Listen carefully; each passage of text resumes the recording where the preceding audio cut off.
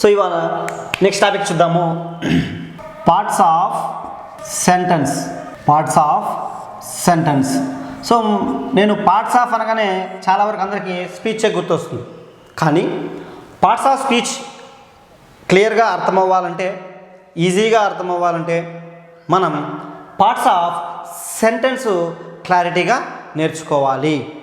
Parts of సెంటెన్స్ల యొక్క పార్ట్లు ఏ భాగాలు కరెక్ట్గా తెలుసుకున్నామంటే పార్ట్స్ ఆఫ్ స్పీచ్ని సులభంగా రాయొచ్చు, సులభంగా నేర్చుకోవచ్చు కూడా. సో మీకు ఇది 8th క్లాస్ టెక్స్ట్ బుక్లో ఉంది. బోన్సాయి లైఫ్ 5th యూనిట్ అనుకోండి. 8th క్లాస్ టెక్స్ట్ బుక్లో బోన్సాయి లైఫ్ అనే లెసన్లో మీకు ఇది టాపిక్ ఉంది. పార్ట్స్ ఆఫ్ సెంటెన్స్ అంటే సెంటెన్స్లో ఎన్ని భాగాలు ఉంటాయో చూద్దాం. ఫస్ట్ మనకి సెంటెన్స్లో ఒక ఎగ్జాంపుల్ రాస్తాను, చూద్దాము. I am teaching English grammar. I am teaching English grammar. So ఇది పూర్తి స్థాయి ఒక సెంటెన్స్. దీన్ని మనం ఎలా డివైడ్ చేయాలి, ఎన్ని పార్ట్స్ ఉంటాయి అంటే మీరు గుర్తుపెట్టుకోవాల్సింది ఒకటే.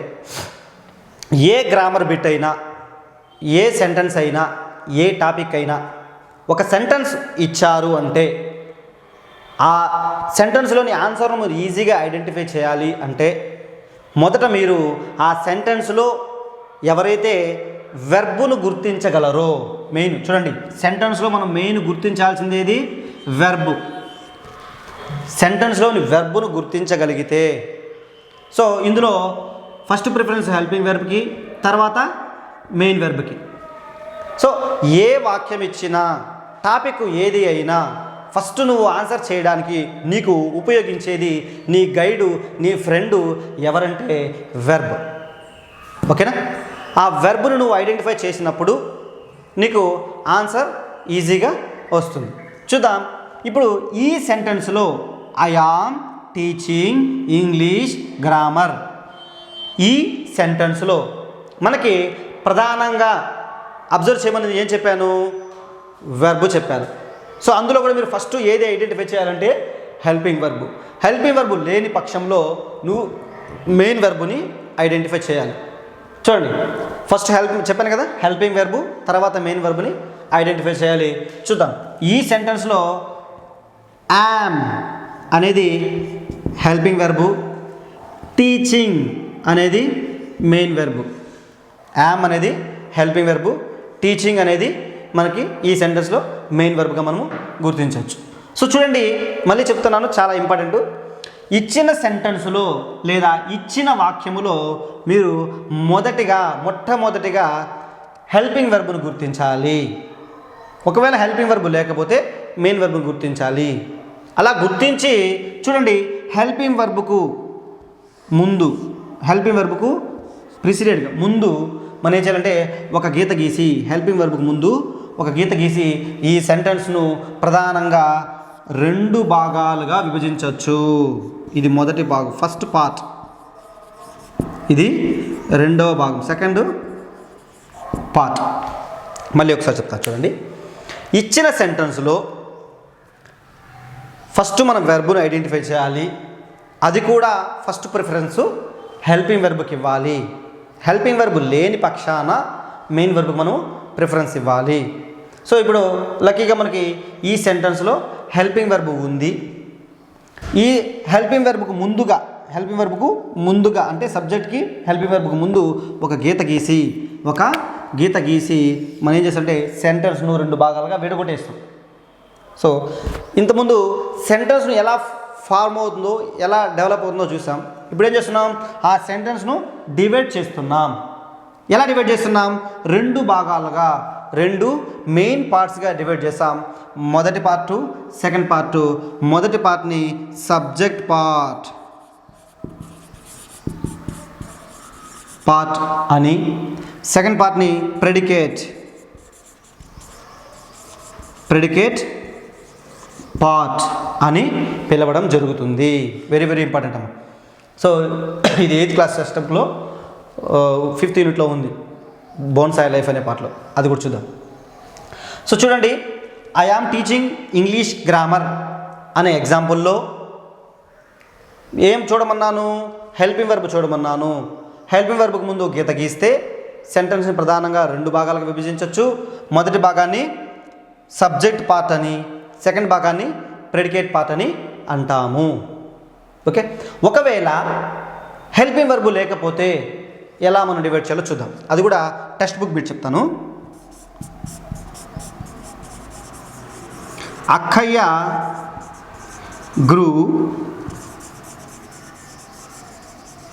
accustomed to village life. So మీరు 8th క్లాస్ టెక్స్ట్ బుక్ కానీ మీరు అబ్జర్వ్ చేసినట్లయితే బోన్సాయ్ లైఫ్ అనే లెసన్లో మనకి వాళ్ళ సిస్టర్ గురించి చెప్పే సందర్భంలో వస్తుంది. అక్కయ్య గ్రూ accustomed to విలేజ్ లైఫ్ అంటే అక్క పల్లెటూరు వాతావరణంకి అనుగుణంగా అలవాటు పడుతూ పెరిగింది. అక్క పల్లెటూరు వాతావరణంకి అలవాటు పడుతూ పెరిగింది అనే సందర్భంలో సిటీ లైఫ్ గురించి చెప్పేటప్పుడు వాళ్ళ అక్క గురించి చెప్పాల్సిన సందర్భంలో ఈ సెంటెన్స్ని చెల్లి ఉపయోగిస్తుంది. సో చూడండి, అక్కయ్య గ్రూ accustomed to విలేజ్. ఈ సెంటెన్స్ ఏ సెంటెన్స్ అయినా మీకు నేను చెప్పాను ఏమి గుర్తించాలి. ఒక సెంటెన్స్లో ఒక బిట్టులో ఆన్సర్ చేయాలంటే ఏమి గుర్తించాలి అంటే వెర్బును గుర్తించాలి. ఫస్ట్ ప్రిఫరెన్స్ హెల్పింగ్ వెర్బ్కి, అది లేని పక్షాన మెయిన్ వెర్బ్కి మనం ఇంపార్టెన్స్ ఇవ్వాలి. సో హెల్పింగ్ వెర్బ్ వచ్చినప్పుడు ఎలా డివైడ్ చేయాలో ఈ ఎగ్జాంపుల్ ద్వారా మనం తెలుసుకున్నాం. ఇప్పుడు హెల్పింగ్ వెర్బ్ లేదు ఇందులో. చూడు, అక్కయ్య గ్రూ accustomed to విలేజ్ లైఫ్, ఇందులో హెల్పింగ్ వెర్బ్ లేదు, కేవలం గ్రూ, గ్రో, గ్రూ, గ్రోన్. సో ఇది కేవలం main verb. So helping verb లేకపోతే ఏం చేస్తామంటే సేమ్ మెయిన్ వెర్బ్కు ముందుగా ప్రిసీడెడ్గా ఒక గీత గీసి ఇది ఫస్ట్ పార్టు, ఇది సెకండ్ పార్ట్గా మనము డివైడ్ చేస్తాం. ఇది సబ్జెక్ట్ పార్ట్, ఇది ప్రెడికేట్ పార్ట్. సబ్జెక్ట్ పార్ట్గా ప్రెడికేట్ పార్ట్గా 2 భాగాలుగా డివైడ్ చేస్తాం. సో ఏ సెంటెన్స్నైనా వెర్బును ఐడెంటిఫై చేసి సబ్జెక్ట్ పార్ట్గా ప్రెడికేట్ పార్ట్గా మనం డివైడ్ చేయొచ్చు. సో ఇంకొన్ని ఎగ్జాంపుల్ చూద్దాం. సో ఇక్కడ మరికొన్ని ఎగ్జాంపుల్ చూద్దాం. చూడండి, she has completed her work. She has completed her work. సెంటెన్స్ను డివైడ్ చేయాలి అంటే ముందుగా మనం చేయాల్సింది ఏంటంటే ఆ సెంటెన్స్లోని హెల్పింగ్ వెర్బును కానీ మెయిన్ వెర్బును కానీ ఐడెంటిఫై చేయాలి, గుర్తించాలి. హెల్పింగ్ వెర్బ్ ఉంటే హెల్పింగ్ వెర్బ్కి ముందు ప్రిఫరెన్స్ ఇస్తాం. హెల్పింగ్ వెర్బ్ లేకపోతే మెయిన్ వెర్బ్కి మనం ఇంపార్టెన్స్ ఇవ్వడం అనేది జరుగుతుంది. సో ఇప్పుడు ఒకసారి ఈ సెంటెన్స్ మనం చదువుదాం. She has completed her work. So ఇందులో మనకి హ్యాస్ అనేది ఏముంది? హెల్పింగ్ వెర్బ్ ఉంది. కంప్లీటెడ్ అనేది ఏముంది? మెయిన్ వెర్బ్ ఉంది. సో హ్యాజ్కి ముందుగా మనం ఏం చేస్తున్నాము? గీత గీసి ఇది ఫస్ట్ పార్టు, ఇదంతా కలిపి సెకండ్ పార్ట్గా అన్నాం. సో ఇదేది? సబ్జెక్ట్ పార్ట్, సెకండ్ది ప్రెడికేట్ పార్ట్ అని అనుకోవచ్చు. సో ఇక్కడ ఇంకో ఎగ్జాంపుల్ చూద్దాం. We own the match. We own the match. So ఇక్కడ ఈ సెంటెన్స్లో ఉన్నది కేవలం ఒకే verb, own. Win, own, own. So ఇప్పుడు ఇందులో హెల్పింగ్ వెర్బ్ లేదు కాబట్టి కేవలం మెయిన్ వెర్బ్ మాత్రమే ఉంది కాబట్టి దీన్ని మనం ఏమని చేయొచ్చు? మెయిన్ వెర్బ్ ముందు గీత గీసి మొదటి పార్ట్గా రెండవ పార్ట్గా మనం డివైడ్ చేయొచ్చు. మళ్ళీ మీరు చెప్పచ్చు, మొదటి పార్ట్ని ఏమంటాం మనము?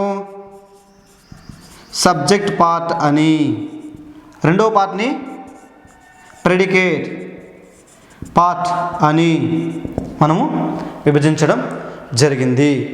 ఇప్పుడు సబ్జెక్ట్ పార్ట్ అంటే ఏది, ప్రెడికేట్ పార్ట్ అంటే ఏంది, అందులో ఏమేమి ఉంటాయో ఒకసారి మళ్ళీ మనం డిస్కస్ చేద్దాం. చూడండి, మనకి బాగా తెలిసిన ఎగ్జాంపుల్, మనం చిన్నప్పటి నుంచి నేర్చుకున్న ఎగ్జాంపుల్ ఒకటే.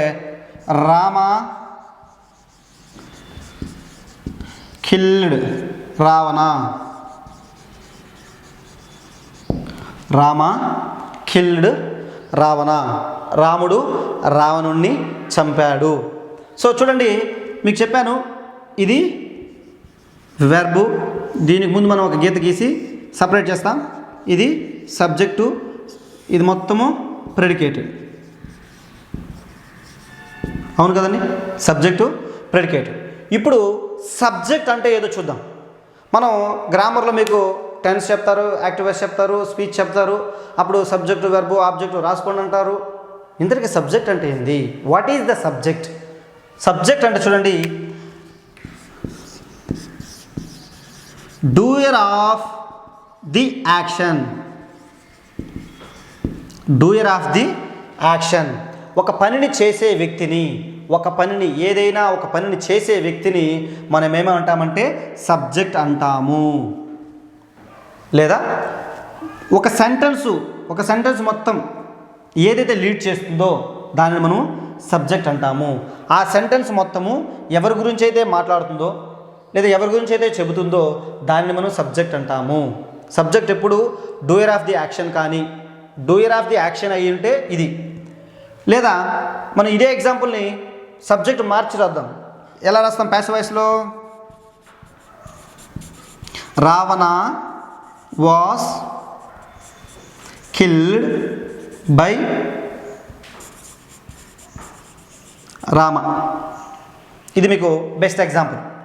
చూడండి, ఇక్కడ రావణ వాజ్ వెర్బ్ కాబట్టి వెర్బ్కు ముందుండే దాన్ని మనము ఫస్ట్ పార్ట్ సబ్జెక్ట్ పార్ట్ అని, ఇది మొత్తం ప్రెడికేట్ పార్ట్ అని అన్నాం.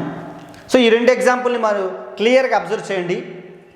ఫస్ట్ నేను చెప్పాను మీకు డూయర్ ఆఫ్ ది యాక్షన్ అని చెప్పాను. ఎవరైతే పని చేస్తారో వాళ్ళని కర్త అంటారు, సబ్జెక్ట్ అంటారు అని చెప్పాను. ఇక్కడ చూడండి, Ravana was killed by Rama. ఇక్కడ కూడా పని చేసింది వచ్చి రామ, కానీ ఈ సెంటెన్స్ను ఎవరు లీడ్ చేస్తున్నారంటే రావణ. ఈ సెంటెన్స్ ఎవరి గురించి అయితే మాట్లాడుతుందో రావణ. సో ఈ కంప్లీట్ ఇన్ఫర్మేషన్ ఎవరి గురించి చెప్తుంది? రావణుడు రాముని చే చంపబడ్డాడు. ఇక్కడ మనం ఎవరి గురించి మాట్లాడుతున్నాము? రావణుడు. ఈ సెంటెన్స్ ఎవరు లీడ్ చేస్తున్నారు? లీడర్ ఆఫ్ ది సెంటెన్స్ ఎవరు? రావణ. సో కాబట్టి సబ్జెక్ట్ అంటే కేవలం డూయర్ ఆఫ్ ది యాక్షనే కాదు, ఒక సెంటెన్సు ఎవరి గురించి అయితే చెబుతుందో, ఒక సెంటెన్స్ను ఎవరైతే లీడ్ చేస్తారో దానిని మనము సబ్జెక్ట్ అంటాము. ఇది బెస్ట్ ఎగ్జాంపుల్. మీకు సబ్జెక్ట్ అంటే కర్త అని మీకు చాలామంది చెప్పింటారు, అవునా? కానీ ఇక్కడ కర్త ఎవరు? రామానే కర్త. కానీ ఇక్కడ ఈ సెంటెన్స్ను మనం లీడ్ చేసేది ఎవరు అంటే రావణుడు. ఎందుకంటే వాస్ కిల్డ్ బై రామ, రాముని చేత చంపబడ్డవారు ఎవరు? రావణ. అంటే ఈ సెంటెన్స్ని ఇది లీడ్ చేస్తూ ఉంది. ఇందులో ఇది మనకి మెయిన్ సబ్జెక్ట్. సో సబ్జెక్ట్ అంటే ఒక సెంటెన్స్ను ఎవరైతే లీడ్ చేస్తారో లేదా కర్తగా ఉంటారో వాటిని మనము సబ్జెక్ట్ అని అంటాము. క్లియర్? చూడండి, ఈ సబ్జెక్టు ప్లేస్లో వెరీ వెరీ ఇంపార్టెంట్. మనం నేర్చుకునేదే పార్ట్స్ ఆఫ్ సెంటెన్స్. ఇక్కడ మనం ప్లేసులకి ఇంపార్టెన్స్ ఇవ్వాలి. సో చూడండి, ఒక బిట్టుని ఐడెంటిఫై చేయాలంటే పదం కన్నా వాటిని ఉపయోగించే స్థానానికే మీరు ఇంపార్టెన్స్ ఇవ్వాలి. అర్థమైందా? సో ఇక్కడ చూడండి, ఇక్కడ మనము ఈ సబ్జెక్ట్ ప్లేస్లో చూడండి 100% సబ్జెక్ట్ ప్లేసు అంటే 100% మీకు నౌన్ కానీ లేదా ప్రొనౌన్ కానీ ఉంటుంది. సబ్జెక్ట్ ప్లేస్లో మీకు 100% ఏముంటుంది? నౌన్ కానీ లేదా ప్రొనౌన్ కానీ ఉంటుంది. సో దీనికి మీకు ఎగ్జాంపుల్ చూద్దాం.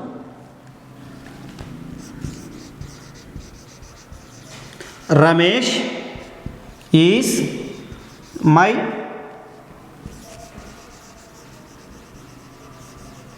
Classmate. Ramesh is my classmate. So ఈ సెంటెన్స్లో డూయర్ ఆఫ్ ది యాక్షన్ లేదు, కానీ ఎవరి గురించి మనం మాట్లాడుకుంటున్నాము? రమేష్ గురించి మనము మాట్లాడుకుంటున్నాము. కాబట్టి రమేష్ అనేది ఈ సెంటెన్స్ను లీడ్ చేస్తూ ఉంది కాబట్టి దీన్ని మనం సబ్జెక్ట్ అని అనొచ్చు. సో చూడండి, ఇది ఎలా గుర్తించవచ్చు అంటే ఇచ్చిన వాక్యంలో హెల్పింగ్ వర్బ్ను గుర్తించాము సో దానికి ముందు అంటే ఈ ప్రొసీజర్ అనేది అసెర్టివ్ సెంటెన్స్లకు సూటబుల్ అవుతుంది. చూడండి, ఇప్పుడు ఇది సబ్జెక్ట్ కదా. సో ఇప్పుడు ఈ సబ్జెక్ట్ ప్లేస్లో మీకు ఆల్రెడీ చెప్పాను, సబ్జెక్ట్ ప్లేస్లో 100%, 99 కూడా కాదు, 100% నౌన్ కానీ ప్రనౌన్లు కానీ ఉంటుంది. ఒకసారి రెండు కూడా ఉండొచ్చు. ఇటు చూద్దాం. సో ఇప్పుడు రమేష్ అనేది ఇక్కడ noun. Ramesh is my classmate అన్నప్పుడు రమేష్ అనేది సెంటెన్స్ను లీడ్ చేస్తుంది కాబట్టి దాన్ని మనం సబ్జెక్ట్ అనొచ్చు. అదేవిధంగా రమేష్ అనేది ఒక సబ్జెక్ట్ ప్లేస్లో ఉంది కాబట్టి రమేష్ అనేది ఒక పేరు కాబట్టి నౌన్గా మనం కన్సిడర్ చేయొచ్చు. నెక్స్ట్ ఇదే చూద్దాం, ఇంకో example.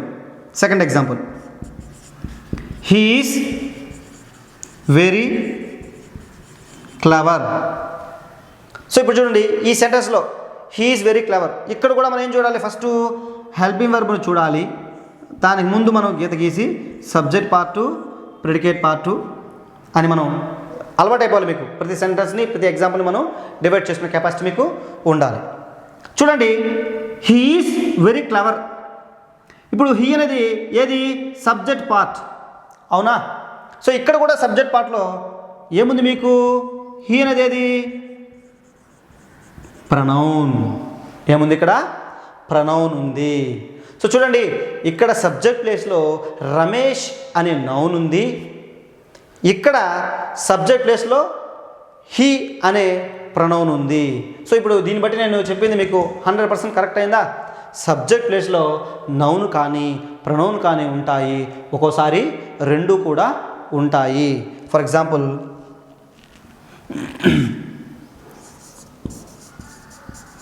Banu and I are, Banu and I లేదా you, Banu and you are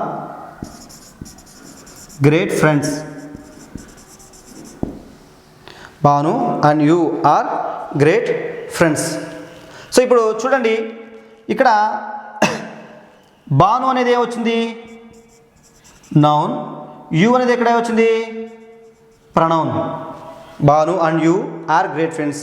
లేదా మనం ప్రొనౌన్స్ ఆర్డర్ ప్రకారం చూసుకుంటే you and Banu are great friends అనేది కూడా మనం రాయొచ్చు. అదే అలాగే కూడా రాసుకోవచ్చు. సో ఇక్కడ ఈ సెంటెన్స్లో నౌను ప్రనౌను వచ్చాయి.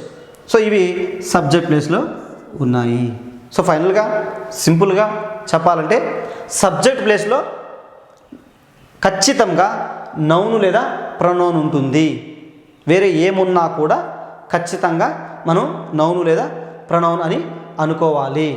సో ఇంకో మీకు బెస్ట్ ఎగ్జాంపుల్ చెప్తాను చూడండి. Smoking is injurious to health.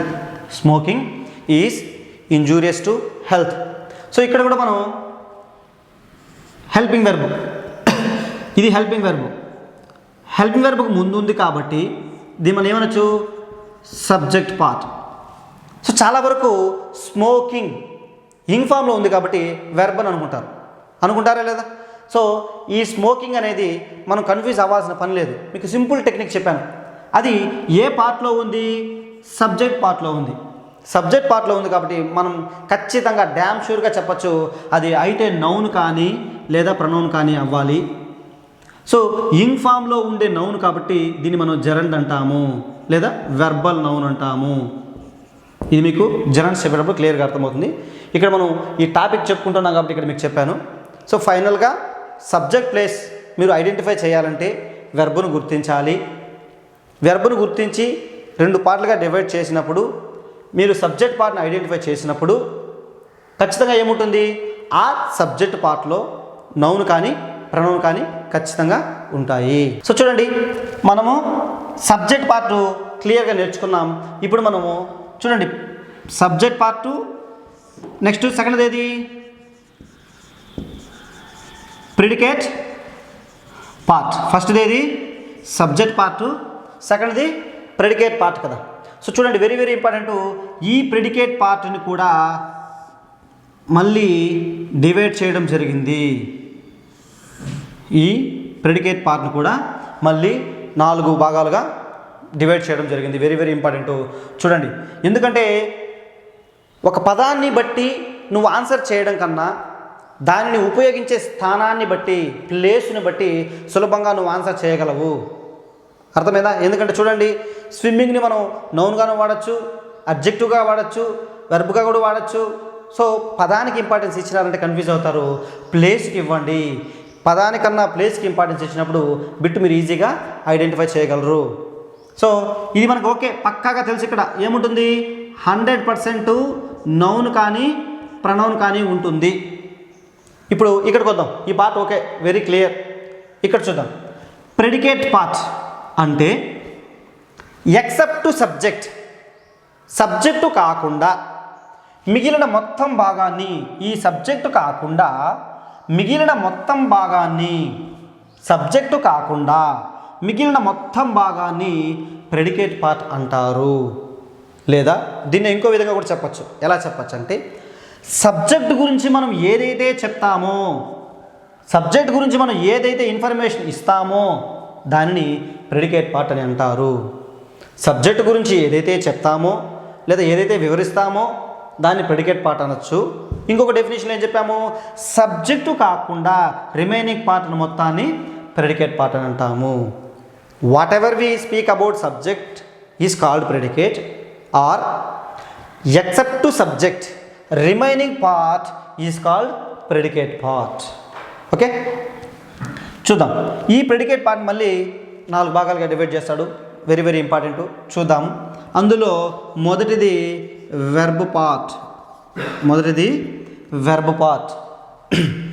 రెండవది ఆబ్జెక్ట్ పార్ట్, ఆబ్జెక్ట్ పార్ట్.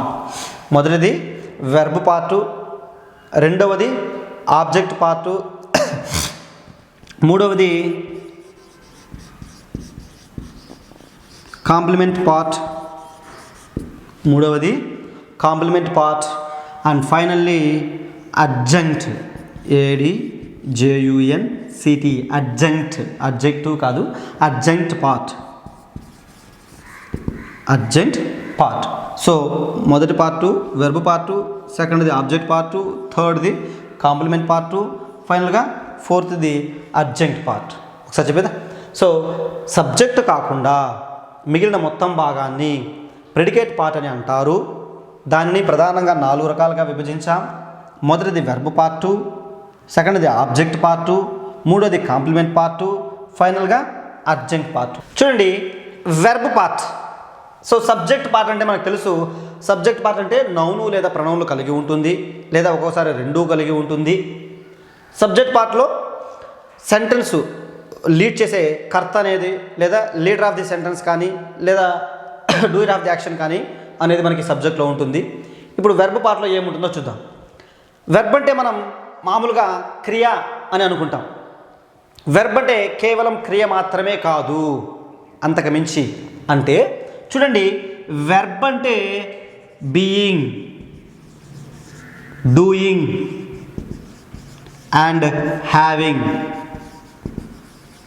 చూడండి, వెర్బ్ అంటే being, doing and having. So చూడండి, బీయింగ్ అంటే ఉండటం, ఇది మన స్థితిని తెలియజేస్తుంది. స్టేట్, స్థితిని తెలియజేస్తుంది. అదేవిధంగా డూయింగ్ చేయటం, యాక్షన్, క్రియను తెలియజేస్తుంది. అదేవిధంగా హ్యావింగ్ కలిగి ఉండటం, పొసెషన్. సో కలిగి ఉండటం.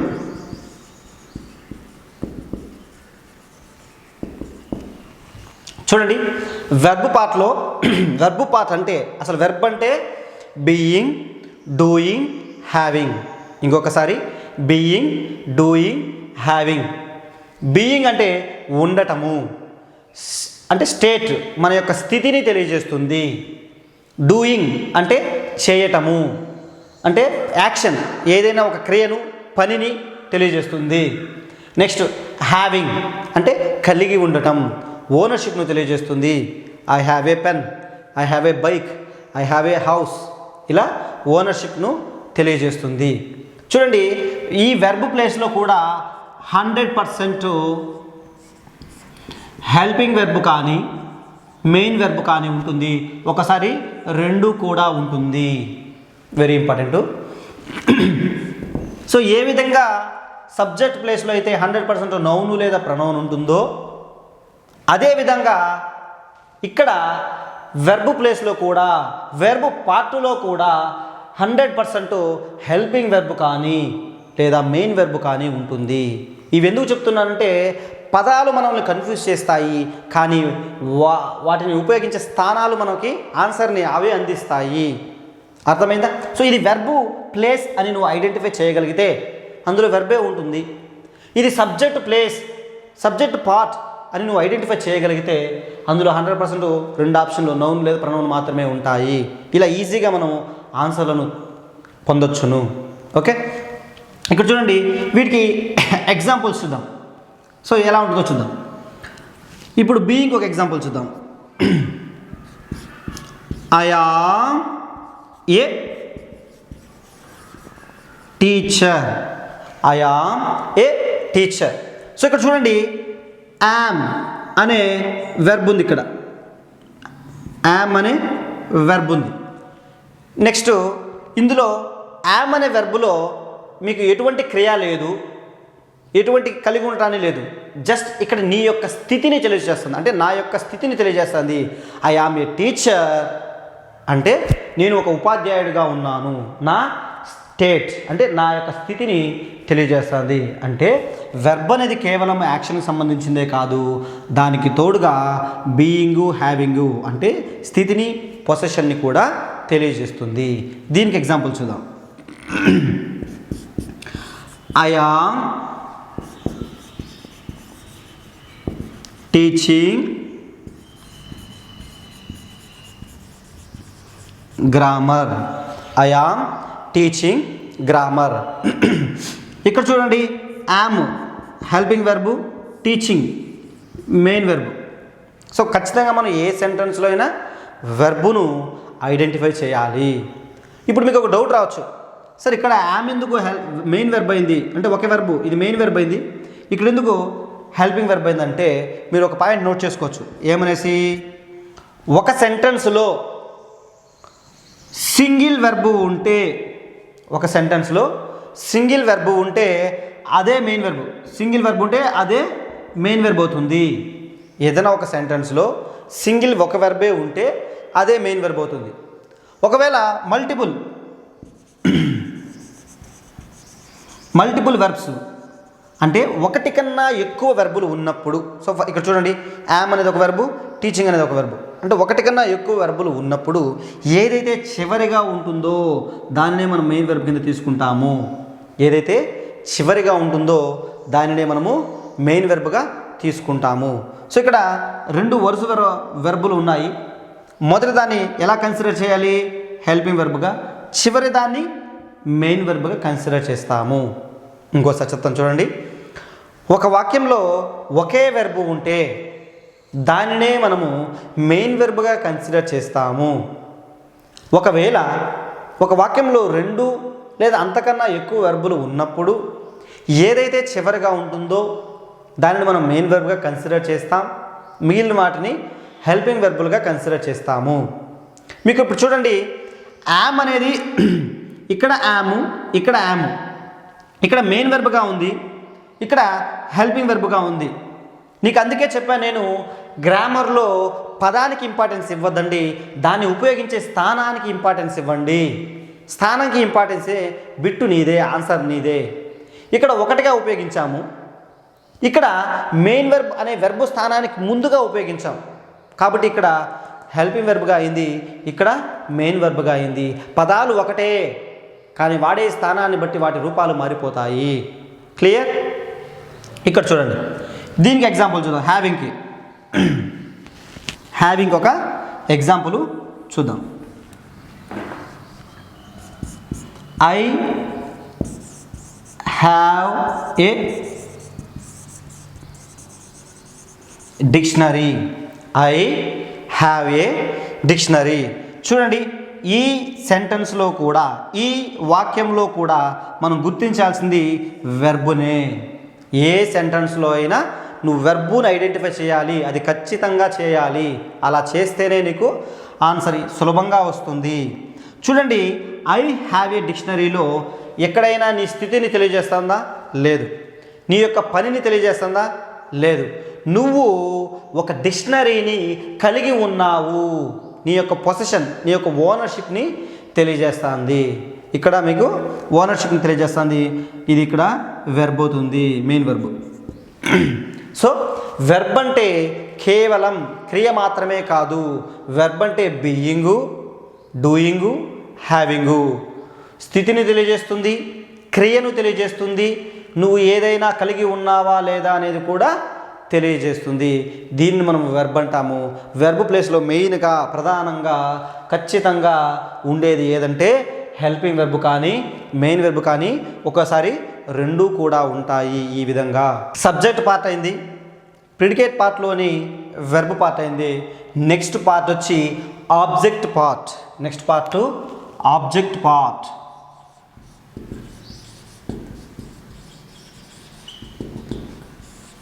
ఆబ్జెక్ట్, అసలు ఆబ్జెక్ట్ అంటే ఏంటంటే ఏదైతే కర్త చేత చేయబడిందో, ఏదైతే కర్త చేత చేయబడిందో దాన్ని మనము ఆబ్జెక్ట్ అంటాము. ఈ ఆబ్జెక్టును అంటే దీన్ని మనం కర్మ అంటాం కదా, కర్త కర్మ క్రియ, ఇది కర్మ. అదే ఏదైతే కర్త చేత చేయబడినదో దానిని ఆబ్జెక్ట్ అంటాము. తెలుగులో కర్మ అంటారు కదా, కర్త కర్మ క్రియ అనేసి ఇది. సో చూడండి, ఇది సింపుల్. మనకి దీన్ని మనం కనుక్కోవడానికి వాట్ లేదా హూమ్, వాట్ లేదా హూమ్ అనే WH క్వశ్చన్లతో కర్త ఏదైతే పని చేశాడో ఆ పనిని నువ్వు ప్రశ్నిస్తే వచ్చేదే ఆబ్జెక్ట్ అవుతుంది. సో ఈ ఆబ్జెక్ట్ పార్ట్లో కూడా ఖచ్చితంగా చూడండి, 100% నౌను లేదా ప్రొనౌన్ లేదా ఒకసారి రెండు కూడా ఉంటాయి. ఆబ్జెక్ట్ పార్ట్లో కూడా నౌను లేదా ప్రొనౌన్ అనేది ఖచ్చితంగా ఉంటుంది. మీకు సింపుల్ లాజిక్ చెప్తాను చూడండి. వాయిస్లో మనకేమవుతుంది, ఆబ్జెక్ట్ సబ్జెక్ట్ అవుతుంది, సబ్జెక్ట్ ఆబ్జెక్ట్ అవుతుంది అంటే నౌన్లు ప్రొనౌన్లు కదా ఇంటర్చేంజ్ అవుతాయి. సో సబ్జెక్ట్ ప్లేస్లో ఏదైతే ఉంటుందో ఏముంటుంది, నౌను లేదా ప్రొనౌన్. అదేవిధంగా ఆబ్జెక్ట్ ప్లేస్లో కూడా ఖచ్చితంగా 100% నౌను లేదా ప్రొనౌన్లే ఉంటాయి. సో ఇప్పుడు మీకు ఇది ఆబ్జెక్ట్ ప్లేస్ అని గుర్తిస్తే దాంట్లో ఉండేది నౌన్ లేదా ప్రొనౌన్ అని నువ్వు ఈజీగా ఆన్సర్ చేయొచ్చు. ఇచ్చిన 4 ఆప్షన్లో నీకు నౌన్ లేదా ప్రొనౌన్ ఉంటే నువ్వు సులభంగా ఆన్సరు చేసే ఆస్కారం అనేది ఉంది. సో మీరు ఎప్పుడైనా కానీ ఒక పదాన్ని కన్నా దానిని ఉపయోగించే స్థానానికి ఇంపార్టెన్స్ ఇవ్వండి. ఇప్పటి నుంచి మీరు ఈ విధంగా ప్రాక్టీస్ చేయండి. ఖచ్చితంగా ఆన్సర్ మీదే, బిట్ మీదే, జాబ్ మీదే. చూడండి, ఆబ్జెక్ట్ను కనుక్కోవడానికి వాట్ మరియు హూమ్లతో దేని ప్రశ్న చేయాలి, వెర్బుని ప్రశ్నించండి. వెర్బుని ప్రశ్నించండి. వాట్ మరియు హూమ్లతో నువ్వు వెర్బును ప్రశ్నిస్తే ఆన్సర్ ఆన్సర్ ఆన్సర్ ఏమవుతుంది, ఆబ్జెక్ట్ అవుతుంది.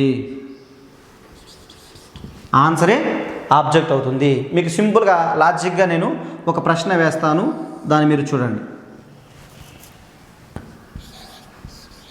She gave me a missed call. She gave me a missed call. చూడండి, she gave me a missed call. ఇప్పుడు మనము గేవ్ అనేది మీకు తెలుసు, ఇదేది వెర్బ్. మీకు అందుకే చెప్పాను, ఏ సెంటెన్స్ ఇచ్చినా మొదట నువ్వు గుర్తించాల్సిందేది వెర్బుని. సో ఇప్పుడు నువ్వు వెర్బ్ గేవ్ అనేది వెర్బ్ను గుర్తించావు. దీనికి ముందున్న భాగాన్ని ఏమంటాం మనము, సబ్జెక్టు. ఇప్పుడు ఈ రెండు పార్ట్లు మీకు క్లియర్గా తెలుసు. సబ్జెక్ట్ పార్ట్ తెలుసుకున్నావు, వెర్బ్ పార్ట్ తెలుసుకున్నావు. ఇప్పుడు నువ్వు తెలుసుకున్న పార్ట్ ఏది, ఆబ్జెక్ట్ పార్ట్. అంటే కర్మ సబ్జెక్టు చేత చేయబడింది. సబ్జెక్టు ఏమి చేశాడు అనేది మనకి ఈ కర్మ చెప్తుంది. చూద్దాం. వాట్ ఆబ్జెక్ట్ను కనుక్కోనడానికి నిన్ను వాట్, హూలతో ప్రశ్నించమని చెప్పాను నేను. అవి ఇక్కడ ప్రశ్నించి ఉపయోగిద్దాం. She gave me A missed call. What అంటే ఏది? ఏమి కదా. హూమ్ అంటే ఎవరిని లేదా ఎవరికి, ఎవరిని లేదా ఎవరికి. చూడు, ఏమి ఇచ్చింది? ఆమె ఇచ్చింది. ఆమె నాకు మిస్ కాల్ ఇచ్చింది. తెలుగులో కూడా మీరు కన్వర్ట్ చేసుకోవచ్చు. ఆమె నాకు మిస్ కాల్ ఇచ్చింది. ఏమి ఇచ్చింది? ఏమిచ్చింది? మిస్డ్ కాల్ ఇచ్చింది. ఏమిచ్చింది? ఆన్సర్ ఏది? Missed call.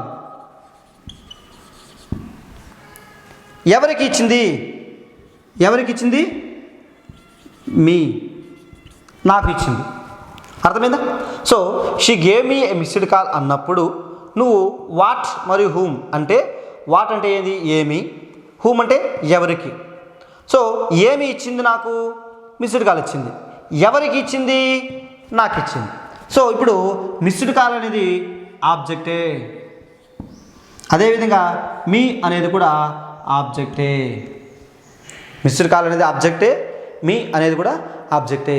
సో దేనికైతే ప్రాణం ఉండదో, దేనికైతే ప్రాణం ఉండదో, జీవి కాదో, దాన్ని మనం ఏమంటామంటే డైరెక్ట్ ఆబ్జెక్ట్ అని అంటాము. దేనికైతే ప్రాణం ఉంటుందో దాన్ని మనము ఇండైరెక్ట్ ఆబ్జెక్ట్ అంటాము. దేనికైతే ప్రాణం ఉండదో, జీవి కాదో దాన్ని డైరెక్ట్ ఆబ్జెక్ట్ అని అంటాము. దేనికైతే ప్రాణం ఉంటుందో, జీవిస్తుందో, కదులుతుందో దాన్ని మనము ఇండైరెక్ట్ ఆబ్జెక్ట్ అని అంటాము. సో ఒక సెంటెన్స్లో, ఒకే సెంటెన్స్లో ఇక్కడ మనకి ఎన్ని ఆబ్జెక్టులు వచ్చినాయి?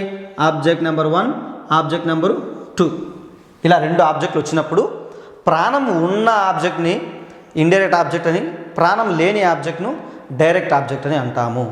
ఇంతటికీ ఆబ్జెక్ట్ అంటే ఏది? వాట్ మరియు హూమ్లతో ప్రశ్నిస్తే సమాధానానికి ఏదైతే వస్తుందో దాన్ని మనం ఏమంటాము? ఆబ్జెక్ట్ అని అంటాము. సో ఇంకో ఎగ్జాంపుల్ చెప్తాను మీకు నేను.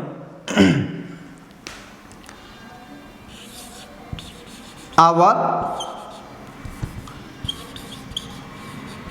గ్రాండ్ ఫాదర్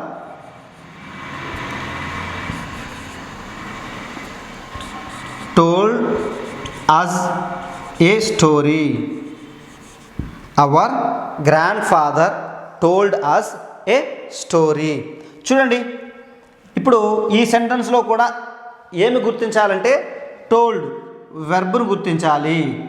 వెర్బ్కు ముందు ఉంది కాబట్టి ఇది సబ్జెక్ట్ పార్ట్ అవుతుంది. నెక్స్ట్ ఇప్పుడు వాట్ టు హూమ్లతో ప్రశ్నిద్దాం. ఏమి చెప్పారు?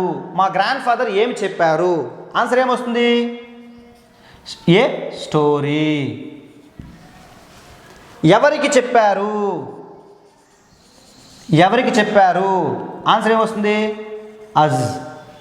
ఏమి చెప్పారు? స్టోరీ చెప్పారు. ఎవరికి చెప్పారు? మజ్, మాకు చెప్పారు. సో ఇప్పుడు స్టోరీకి ప్రాణం లేదు కాబట్టి ఇది డైరెక్ట్ ఆబ్జెక్టు. మనకి ప్రాణం ఉంది కాబట్టి ఇండైరెక్ట్ ఆబ్జెక్టు. సో ప్రాణం లేని దానికి డైరెక్ట్ ఆబ్జెక్టు, ప్రాణం ఉన్నది ఇండైరెక్ట్ ఆబ్జెక్ట్ అనేది అవుతుంది. సో ఇక్కడ కూడా మనకి ఏమున్నాయి? అజ్ అనేది ఒక ఆబ్జెక్టు, స్టోరీ అనేది ఇంకొక ఆబ్జెక్టు. సో చూడండి, మీరు అబ్జర్వ్ చేస్తున్నారో లేదో, మీ అనేది ప్రణౌను, మిస్డ్ కాల్ అనేది నౌను, అజ్ అనేది ప్రణౌను, స్టోరీ అనేది నౌను. సో ఫైనల్గా ఆబ్జెక్ట్ ప్లేస్లో నౌను లేదా ప్రణౌన్లు మాత్రమే ఉంటాయి. ఇంకోటి చూద్దాం. I play cricket. I play cricket. ఇప్పుడు ఇది ఏ సెంటెన్స్ ఇచ్చినా, నేను ఎన్నిసార్లు చెప్పినా మీరు చేయాల్సిన ఒకటే పని, ఇచ్చిన సెంటెన్స్లో నువ్వు వెర్బును కనిపెట్టాలి. అది నీకు అలవాటు అయిపోవాలి, వ్యసనం అయిపోవాలి. సో ప్లే అనేది ఇది వెర్బ్ కాబట్టి ఇంకా ధైర్యంగా మనం ఏం చేసుకోవచ్చు? నెక్స్ట్ స్టెప్ తీసుకోవచ్చు. వెర్బ్కు ముందుండేది సబ్జెక్టు. సో నెక్స్ట్ వెర్బ్ తర్వాత మనకి దీని ప్రకారము ఆబ్జెక్టులు కానీ ఏది ఉంటుందో దాన్ని చూస్తాము. ఇప్పుడు ప్రశ్నిస్తాం. నేను ఏమి ఆడుతాను? ఏమి కదా, నేను ఏమి ఆడతాను? ఆన్సర్ ఏమొచ్చింది? క్రికెట్. సో ఏమి ఆడతానంటే క్రికెట్ ఆడతాను. సో ఆన్సర్ వచ్చింది కాబట్టి ఈ క్రికెట్ అనేది ఏమవుతుంది? ఆబ్జెక్ట్ అవుతుంది. ప్రాణం లేదు కాబట్టి డైరెక్ట్ ఆబ్జెక్ట్ అవుతుంది. ఓకే, ఇంకో ఎగ్జాంపుల్ చూద్దాం. వి సింగ్ సాంగ్స్. వి సింగ్ సాంగ్స్. సో ఇక్కడ చూడండి, ఇక్కడ కూడా మీరు ఏం కనిపెట్టాలి? సింగ్ వెర్బ్. ఇప్పుడు మనం దీన్ని ప్రశ్నిద్దాం. మనము ఏమి పాడతాము? సింగ్ అంటే పాడటం కదా. ఏమి పాడతాము? ఏం పాడతాము? Answer songs. So simple. ఒక సెంటెన్స్లో ఆబ్జెక్ట్ కనుక్కోవడం డెడ్ ఈజీ. ఎలా అంటే ఇచ్చిన సెంటెన్స్లో వెర్బును కనిపెట్టి ఆ వెర్బుని నువ్వు ఏం చేయాలి? వాట్ ఏమి, హూమ్ ఎవరికి, ఈ రెండింటితో ప్రశ్న వేస్తే నీకు సమాధానం ఉంటుంది. సమాధానం ఖచ్చితంగా దొరుకుతుంది. చూద్దాం. ఇక్కడ సబ్జెక్ట్ పార్ట్ అయింది, వెర్బ్ పార్ట్ అయింది, ఆబ్జెక్ట్ పార్ట్ కూడా అయింది. Next part complement part. Next part complement part. Complement part. So ఈ కాంప్లిమెంట్ అనేది చూడండి important part of the sentence. దీని యొక్క ఆవశ్యకం సెంటెన్స్ పూర్తి అర్థాన్ని పొందడానికి అవసరం. It is must to understand completely. ఇది సెంటెన్స్లో చాలా ఇంపార్టెంట్ పార్ట్, నెససరీ పార్ట్. దీని ఏమనొచ్చు మనం? Necessary part of a sentence. Necessary part of a complement అనేది necessary part of a sentence. సెంటెన్స్కి అవసరమైన పార్ట్. సెంటెన్స్కి అవసరమైన పార్ట్. దేనికంటే పూర్తి స్థాయి అర్థం పొందడానికి ఇది చాలా అవసరం. సో చూడండి, దీని for example I am dash. I am dash. ఇప్పుడు ఫర్ ఎగ్జాంపుల్ నేను ఐ యామ్ డాష్ అన్నప్పుడు మీరు రకరకాలుగా రాసుకోవచ్చు. ఐ యామ్ ఏ టీచర్ రాసుకోవచ్చు, ఐ యామ్ ఏ డాక్టర్ రాసుకోవచ్చు, ఐ యామ్ ఏ థీఫ్ రాసుకోవచ్చు, ఐ యామ్ ఏ డెంటిస్ట్ రాసుకోవచ్చు, ఐ యామ్ ఏ పేషెంట్ రాసుకోవచ్చు. యాజ్ యు విష్, మీకు నచ్చినది రాసుకోవచ్చు. బట్ ఇలా కాదు. ఐ యామ్ డాష్ అంటే ఐ యామ్ ఏ, ఇది ఏమవుతుంది? Necessary. It is necessary part. ఇది ఖచ్చితంగా అవసరం. ఇది లేకపోతే సెంటెన్స్ అనేది కంప్లీట్ మీనింగ్ను ఇవ్వదు. సో అందుకే మనం కాంప్లిమెంట్ని ఏమంటామంటే necessary part of a sentence. అవసరమైన పార్ట్. సెంటెన్స్ పూర్తి అర్థం పొందడానికి ఇది చాలా అవసరం. సో ఇంకో ఎగ్జాంపుల్ చూద్దాం. We are going dash. We are going. We are going అంటే అక్కడ మనకి ఇది కూడా డిపెండబుల్. అంటే ఇక్కడ కూడా మీనింగ్ అవసరం. For example we are going to school, we are going to abroad, we are going to temple. So ఇలా మనకి ఇక్కడ ఏముంది? డిపెండ్ అవుతుంది, ఇది అవసరం అవుతుంది. ఇక్కడ ఏమవుతుంది? Necessary. Necessary. We are going to school, we are going to school. So ఇలా ఏ పార్ట్ అయితే సెంటెన్స్ పూర్తి అర్థం పొందడానికి అవసరమో దాన్ని మనము కాంప్లిమెంట్ అంటాము. ఇది సబ్జెక్ట్ చేత చేయబడినది కాదు. అంటే వాట్ టు హూమ్లతో ప్రశ్నిస్తే సమాధానంగా రాదు. What to హూమ్లతో ప్రశ్నించలేము. ప్రశ్నించకూడదు. ప్రశ్నించవచ్చు మనం, మన ఇష్టం. మనం ఏమైనా చేస్తాం, గ్రామర్ని కూని చేస్తాం. అలా కాదు, దీన్ని మనం ప్రశ్నించకూడదు. అర్థమైందా? వాట్ టు హూమ్లతో కాంప్లిమెంట్ పొందడానికి ఉపయోగించకూడదు. వాట్ టు హూమ్లతో ప్రశ్నించి ఒకవేళ నీకు సమాధానం కరెక్ట్గా పొందితే అది ఖచ్చితంగా ఏమవుతుంది? ఆబ్జెక్ట్ అవుతుంది. సో కాంప్లిమెంట్ని మనం కనుగొనడానికి వాట్ టు హూమ్లతో ప్రశ్నించము. ఓకేనా? ఇప్పుడు ఈ కాంప్లిమెంట్ను కూడా తిరిగి మనము 3 టైప్స్గా డివైడ్ చేయడం జరిగింది. కాంప్లిమెంట్ని 3 టైప్స్గా డివైడ్ చేయడం జరిగింది.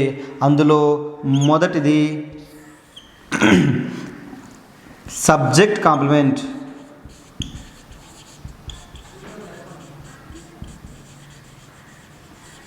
Subject complement. రెండవది వచ్చి వెర్బ్ కాంప్లిమెంట్. వెర్బ్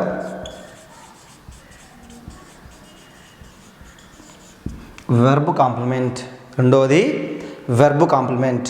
ఇక ఫైనల్గా మూడవది ఆబ్జెక్ట్ కాంప్లిమెంట్.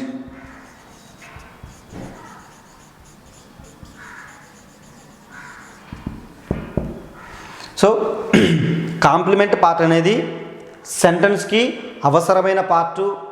సెంటెన్స్ పూర్తి అర్థాన్ని ఇవ్వాలంటే దీని ప్రాముఖ్యత ఉంది, ఇది ఖచ్చితం. ఇది లేకపోతే సెంటెన్స్ అనేది పూర్తి అర్థాన్ని ఇవ్వదు. ఈ కాంప్లిమెంట్ని మనము వాట్ మరియు హూమ్లతో ప్రశ్నించకూడదు. అలా ఒకవేళ ప్రశ్నించి పొందితే అది ఆబ్జెక్ట్ కింద మనం పరిగణిస్తాము. ఈ కాంప్లిమెంటును మనం తిరిగి 3 రకాలుగా విభజించడం జరిగింది. అది subject part, subject complement, verb complement మరియు చివరిగా ఆబ్జెక్ట్ కాంప్లిమెంట్గా మనం చెప్పడం జరుగుతుంది. సో ఇక్కడ చూడండి, 1 by 1 డిస్కస్ చేద్దాం. ఫస్ట్ది subject complement. Subject complement so అంటే ఏ కాంప్లిమెంట్ అయితే సబ్జెక్టుపై ప్రభావం చూపుతుందో, ఇంపాక్ట్, ఏ కాంప్లిమెంట్ అయితే ఆ సెంటెన్సులోని సబ్జెక్టుపై ప్రభావం చూపుతుందో దాన్ని మనం ఏమంటాము? సబ్జెక్ట్ కాంప్లిమెంట్ అంటాము. ఫర్ ఎగ్జాంపుల్, ఇంతకుముందు చెప్పిన ఎగ్జాంపుల్ చూద్దాము. ఐ యామ్ ఏ టీచర్ అన్న. ఇప్పుడు టీచర్ను తీసేస్తే దేనిపైన ప్రభావం ఉంటుంది? ఈ సబ్జెక్ట్ పైన ఉంటుంది. నేను ఎవరు తెలియదు. ఐ యామ్ డాష్ అన్నప్పుడు నువ్వు ఎవరు అంటే ఇది దేనిపైన ప్రభావం చూపిస్తుంది? సబ్జెక్ట్ పైన చూపిస్తుంది. కాబట్టి ఈ కాంప్లిమెంట్ ఏమంటామంటే సబ్జెక్ట్ కాంప్లిమెంట్ అంటాము. సో దీన్ని ఏమంటాం మనము? సబ్జెక్ట్ కాంప్లిమెంట్ అంటాము. ఓకే,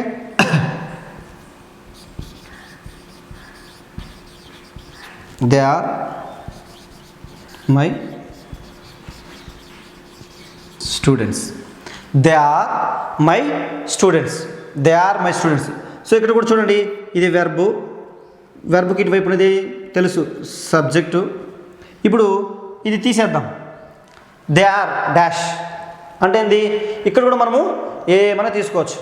అలా కాకుండా ఒక క్లారిటీ కావాలంటే they are my students. So ఇది కూడా సెంటెన్స్ యొక్క సబ్జెక్టుపై ప్రభావం చూపిస్తూ ఉంది. కాబట్టి దీన్ని కూడా మనం ఏమనొచ్చు? సబ్జెక్ట్ కాంప్లిమెంట్ అంటాము. సో మళ్ళీ చెప్తాను, ఏ కాంప్లిమెంట్ అయితే సబ్జెక్టు పైన ప్రభావం చూపుతుందో అంటే ఆ కాంప్లిమెంట్ లేకపోతే సబ్జెక్టు పైన క్లారిటీ ఉండదో, ఆ కాంప్లిమెంట్ లేకపోతే సబ్జెక్టు ఏది అనేది క్లారిటీ ఉండదో దానిని మనం ఏమంటామంటే సబ్జెక్ట్ కాంప్లిమెంట్ అంటాము. Okay,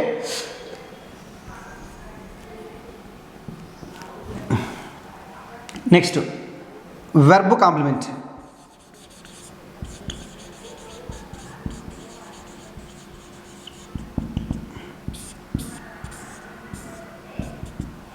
next verb complement. So చూడండి, ఏ విధంగా అయితే సబ్జెక్టు కాంప్లిమెంట్ సబ్జెక్టుపై ప్రభావం చూపుతుందో అదేవిధంగా వెర్బ్ కాంప్లిమెంట్ వెర్బ్ పైన ప్రభావం చూపుతుంది. ఫర్ ఎగ్జాంపుల్ చూద్దాం. She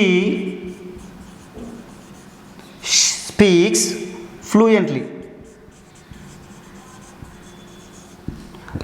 she speaks fluently.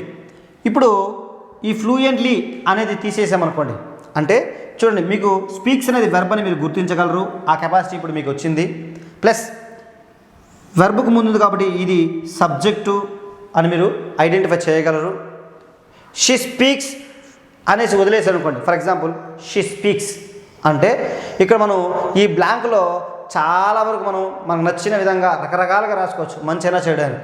So అలా కాకుండా ఒక క్లారిటీగా మన మెసేజ్ను కన్వే చేయనప్పుడు ఫ్లూయెంట్లీ అనేది ఎవరిపైన ప్రభావం చూపిస్తుందంటే వెర్బ్ పైన. ఏం మాట్లాడుతుందో చెప్తుంది కాబట్టి వెర్బ్ పైన ప్రభావం చూపుతుంది. కాబట్టి దీన్ని వెర్బ్ కాంప్లిమెంట్ అంటాము. దీన్ని ఏమంటాం మనము? వెర్బ్ కాంప్లిమెంట్ అంటాము. సో ఇక్కడ చూడండి, మై స్టూడెంట్స్ అనేది సబ్జెక్ట్ పైన ప్రభావం చూపించింది. మై స్టూడెంట్స్ ఎవరు? దే, వాళ్ళు. టీచర్ ఎవరు? టీచరు నేను. సో ఏ విధంగా అయితే ఇది సబ్జెక్టు పైన ప్రభావం చూపించింది కాబట్టి సబ్జెక్ట్ కాంప్లిమెంట్ అయింది. ఇక్కడ ఫ్లూయెంట్లీ అనేది ఏది? ఆమె ఎలా మాట్లాడుతుంది అనేది. సో వెర్బ్ పైన ప్రభావం చూపుతుంది కాబట్టి దీన్ని మనము వెర్బ్ కాంప్లిమెంట్ అనేసి అంటాము. చూడండి, I wanted to live. I wanted to live. For example చూడండి, ఒక పేషెంట్ హాస్పిటల్లో ఉన్నాడు, చివరి క్షణంలో వాడు చెప్తాడు డాక్టర్తో, నేను బతకాలి, ఐ వాంటెడ్ టు లివ్, నేను బతకాలి అని చెప్పాడు.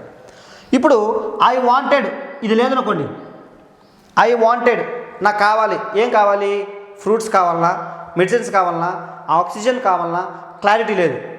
అవునా? అంటే నీకు ఏమి కావాలో క్లారిటీ లేదు. అంటే దేనిపైన ప్రభావం చూపిస్తుంది? వెర్బ్ పైన ప్రభావం చూపిస్తుంది. నీకు ఇక్కడ ఐ వాంటెడ్ అన్నప్పుడు ఇది లేకపోతే నీకు క్లారిటీ ఉండదు.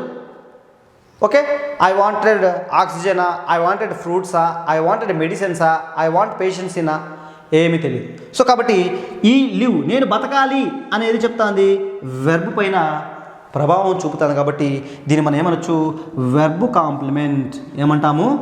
Verb complement. సింపుల్గా చెప్పాలంటే సబ్జెక్టు పైన ప్రభావం చూపిస్తే సబ్జెక్ట్ కాంప్లిమెంట్ అని, వెర్బ్ పైన ప్రభావం చూపిస్తే వెర్బ్ కాంప్లిమెంట్ అని అనొచ్చు. ఇంకో ఎగ్జాంపుల్ చూద్దాం.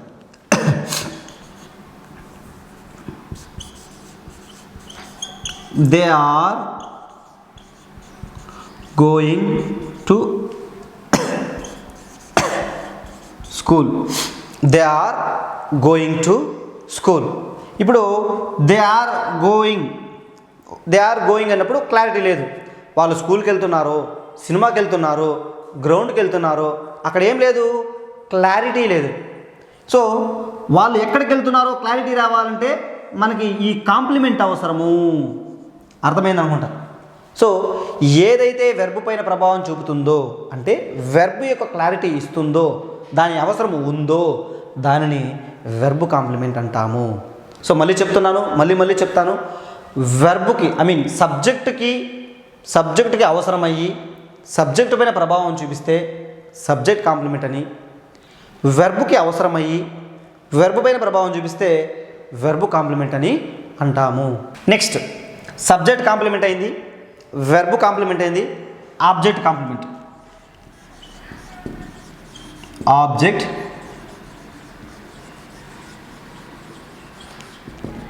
Object complement. సో చూడండి, మళ్ళీ ఒకసారి చెప్తున్నా. కాంప్లిమెంట్ అంటే చూడండి, ఒక సెంటెన్స్కి అవసరమైనది, సెంటెన్స్ పూర్తి అర్థాన్ని ఇవ్వాలంటే దాని అవసరము ఉంది.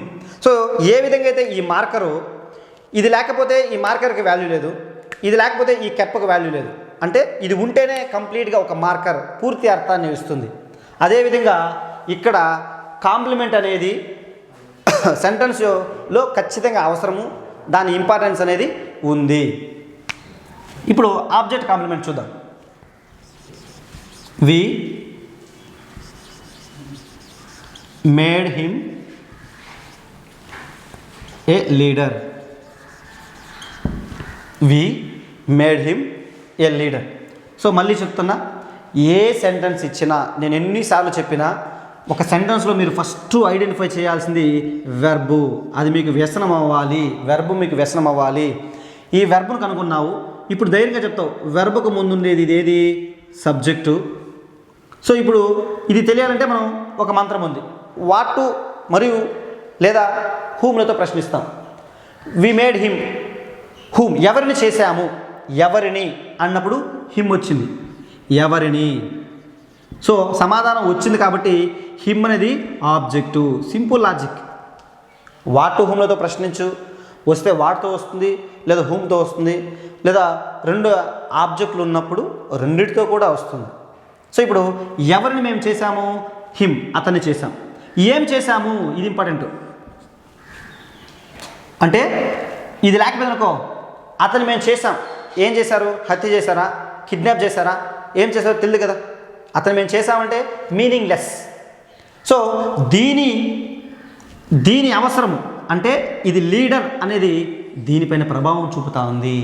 మళ్ళీ చెప్తున్నా, అతన్ని మేము చేశామంటే కిడ్నాప్ చేశారా, హత్య చేశారా, ఇంకేమైనా చేశారా అనేది ఎప్పుడు తెలుస్తుంది, ఇది ఉంటే తెలుస్తుంది. ఇది లేకపోతే సెంటెన్స్ పూర్తి అర్థాన్ని ఇవ్వదు. సో ఇప్పుడు we made him a leader, అతను మేము ఒక లీడర్గా తయారు చేసాం. లీడర్గా ఎంచుకున్నప్పుడు ఇక్కడ ఏమవుతుంది కాంప్లిమెంట్ కాంప్లిమెంట్ కాంప్లిమెంట్ ఏం కాంప్లిమెంటు ఆబ్జెక్ట్ కాంప్లిమెంట్ ఎందుకంటే ఇది ఆబ్జెక్టుపై ప్రభావం చూపుతూ ఉంది ఓకే ఇంకో ఎగ్జాంపుల్ చూద్దాం వి ఫౌండ్ ద హౌస్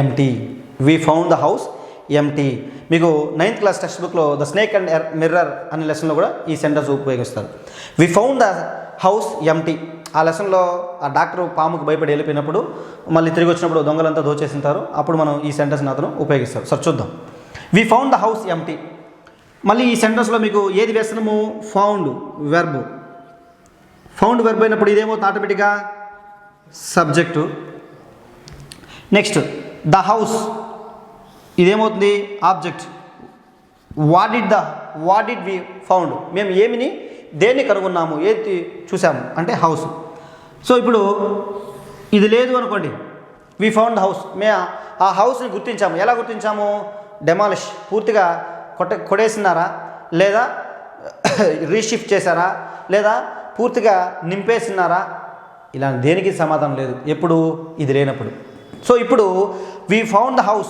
మేము ఆ హౌస్ను చూసాము ఎలా చూసాము ఎంటీగా చూసాము అంటే దీని ప్రభావము ఆబ్జెక్ట్ పైన ఉంది కాబట్టి దీన్ని మనం ఆబ్జెక్ట్ కాంప్లిమెంట్ అంటాము మళ్ళీ చెప్తాను కాంప్లిమెంట్ అంటే అవసరమైనది సబ్జెక్ట్కి అవసరమైతే సబ్జెక్ట్ కాంప్లిమెంట్ వెర్బ్కి అవసరమైతే వెర్బ్ కాంప్లిమెంట్ ఆబ్జెక్ట్కి అవసరమైతే ఆబ్జెక్ట్ కాంప్లిమెంట్ సార్ మాకు అవసరమని ఎలా తెలుస్తుంది అంటే అది లేకపోతే దేనికైతే మీనింగ్ పూర్తిగా ఇవ్వదో దాన్ని మనం ఆ కాంప్లిమెంట్ కింద మనము తీసుకుంటాము సో ఇది ఏమవుతుంది వెర్బ్ కాంప్లిమెంట్ అనేది అవుతుంది సో ఇంకో ఎగ్జాంపుల్ కూడా చూద్దాం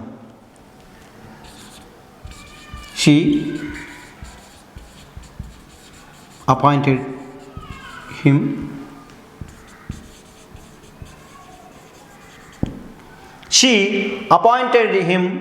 she appointed him a manager appointed verb అంటే వ్యసనం she appointed him a manager అతన్ని అపాయింట్ చేసింది షీ అపాయింటెడ్ హిమ్ ఎవరిని అతన్ని ఎవరిని ఇదేది ఆబ్జెక్ట్ సమాధానం వచ్చింది కాబట్టి సో షీ అపాయింటెడ్ హిమ్ అతన్ని అపాయింట్ చేసింది కుక్గా అపాయింట్ చేసిందా వాచ్మ్యాన్గా అపాయింట్ చేసిందా నర్సరీ మ్యాన్ గార్డెనర్గా అపాయింట్ చేసిందా సో ఎలా అపాయింట్ చేసింది మనకు మీ మైండ్లో మల్టిపుల్ థాట్స్ వస్తాయి అలా కాకుండా క్లారిటీ ఎలా అపాయింట్ చేసింది మేనేజర్గా అపాయింట్ చేసింది సో దేనిపైన ప్రభావం చూపిస్తుంది ఆబ్జెక్ట్ పైన ప్రభావం చూపిస్తాం కాబట్టి ఆబ్జెక్ట్ కాంప్లిమెంట్ అని అంటాము సో మళ్ళీ చెప్తున్నా కాంప్లిమెంట్ అనేది ఈ మార్కర్కి ఈ క్యాప్ ఎంత అవసరమో ఒక సెంటెన్స్కి కాంప్లిమెంట్ కూడా అంతే అవసరము ఆ సెంటెన్స్లో సబ్జెక్టుకు అవసరమైతే సబ్జెక్ట్ కాంప్లిమెంట్ అని వెర్బ్కి అవసరమైతే వెర్బ్ కాంప్లిమెంట్ అని ఆబ్జెక్ట్కి అవసరమైతే ఆబ్జెక్ట్ కాంప్లిమెంట్ అని అంటారు సో ఇప్పుడు సబ్జెక్ట్ పార్ట్ కంప్లీట్ అయింది సబ్జెక్ట్ పార్ట్ అంటే కర్త లేదా డూయర్ ఆఫ్ ది యాక్షన్ లేదా సెంటెన్స్ను లీడ్ చేసే పార్టు అందులో నౌన్ లేదా ప్రొనౌన్ ఉంటుంది అదేవిధంగా వెర్బ్ పార్ట్ అంటే బీయింగు డూయింగు హ్యావింగ్ క్రియ కానీ స్థితి కానీ పొజిషన్ కానీ కలిగి ఉంటుంది అందులో హెల్పింగ్ వెర్బ్ కానీ మెయిన్ వెర్బ్ కానీ ఉంటాయి ఆబ్జెక్ట్ పార్ట్ ఇది కూడా సబ్జెక్ట్ పార్ట్ లాగా నౌను లేదా ప్రొనౌన్లు కలిగి ఉండే పార్టు ఆబ్జెక్ట్ను కనుక్కోవడానికి వాట్ మరియు హూమ్లతో మనం ప్రశ్న వేస్తాం ప్రాణం ఉండే ఆబ్జెక్ట్ని అయితే ఇండైరెక్ట్ ఆబ్జెక్ట్ అని ప్రాణం లేని ఆబ్జెక్ట్ని అయితే డైరెక్ట్ ఆబ్జెక్ట్ అని అంటాము కాంప్లిమెంట్ పార్ట్ అంటే సెంటెన్స్కి అవసరమైన part necessary part of the sentence అని కూడా అంటారు ఇది ఉంటేనే సెంటెన్స్ పూర్తి అర్థాన్ని క్లారిటీని ఇవ్వగలుగుతుంది ఫైనల్గా అడ్జంక్ట్ పార్ట్ ఇది కూడా మీకు 10th క్లాస్లో ఉంది అడ్జంక్ట్ పార్ట్ దీనినే ఇంకొక పేరుతో ఉంది 10th క్లాస్ టెక్స్ట్ బుక్లో అడ్వర్బియల్ పార్ట్ అడ్జంక్ట్ పార్ట్ లేదా అడ్వర్బియల్ పార్ట్ లేదా అడ్వర్బియల్స్ అని కూడా అంటారు సో ఇక్కడ చూడండి మీరు ఆబ్జెక్ట్కి కాంప్లిమెంట్కి. సో ఆబ్జెక్ట్కి కాంప్లిమెంట్కి డిఫరెన్స్ ఏంటంటే వాట్ టు హూమ్లతో ప్రశ్నిస్తే సమాధానంగా వస్తే ఆబ్జెక్టు, అలా ప్రశ్నించకూడదు. ప్రశ్నించేస్తాం మనం ఎలా, బటర్ ఇంగ్లీష్లో, కానీ గ్రామటికల్గా దాన్ని మనం ప్రశ్నించకూడదు. వాట్ టు హూమ్లతో ప్రశ్నిస్తే వస్తే ఆబ్జెక్టు, అలా చేయకుండా అవసరమైన పార్ట్ అయితే కాంప్లిమెంటు. అదే ఇక్కడ ఇది ఖచ్చితంగా నెససరీ, ఇది డిస్పెన్సబుల్. నెససరీ పార్ట్ ఆఫ్ అంటే ఖచ్చితంగా సెంటెన్స్కి అవసరమైన పార్టు కాంప్లిమెంటు. ఇది డిస్పెన్సబుల్ పార్ట్. మనం చిన్నప్పుడు చెప్తాం నువ్వు ఆటలో అరటిపండు అనేసి, అంటే ఉండొచ్చు ఉండకపోవచ్చు, ఉండొచ్చు ఉండకపోవచ్చు. సో స్ట్రక్చరల్లీ డిస్పెన్సబుల్, రిమూవబుల్ పార్ట్, డిస్పెన్సబుల్ లేదా రిమూవబుల్ పార్ట్. అది సెంటెన్స్లో ఉన్నా పెద్ద ఇబ్బంది లేదు, లాభం లేదు, లేకపోయినా అసలు నష్టం లేదు. అలాంటి దాన్ని ఏమంటే అడ్జంక్ట్ పార్ట్ లేదా అడ్వర్బియల్ పార్ట్ అని అంటారు. సో అడ్జంక్ట్ అంటే ఉండొచ్చు ఉండకపోవచ్చు, structurally dispensable part of a sentence. ఒక ఎగ్జాంపుల్ చూద్దాం. మ్యాక్సిమం ఇందులో 100% అడ్వర్బ్స్ ఉంటాయి. ఇది కూడా ఇంపార్టెంట్. అడ్జంక్ట్ పార్ట్లో అడ్వర్బులు ఉంటాయి. చూద్దాం. I met Sita in the garden. I met Sita in the garden. చూడండి, ఇన్ ద గార్డెన్ అనేది అడ్జంక్ట్. ఎలా చెప్పచ్చంటే చూడండి, ఐ మెట్ సీత, నేను సీతను కలిశాను. పూర్తి అర్థం ఉందా లేదా? ఉంది. ఐ మెట్ సీత అంటే నేను సీతను కలిశాను. ఈ ఇన్ ద గార్డెన్ అనేది జస్ట్ ఎక్స్ట్రా లేదా అడిషనల్ ఇన్ఫర్మేషన్ అంతే. ఎక్స్ట్రా లేదా అడిషనల్ ఇన్ఫర్మేషన్ మాత్రమే. ఇది లేకపోయినా సెంటెన్స్ అనేది పూర్తి అర్థాన్ని ఇస్తుంది. ఇది లేకపోయినా సెంటెన్స్ అనేది పూర్తి అర్థాన్ని ఇస్తుంది.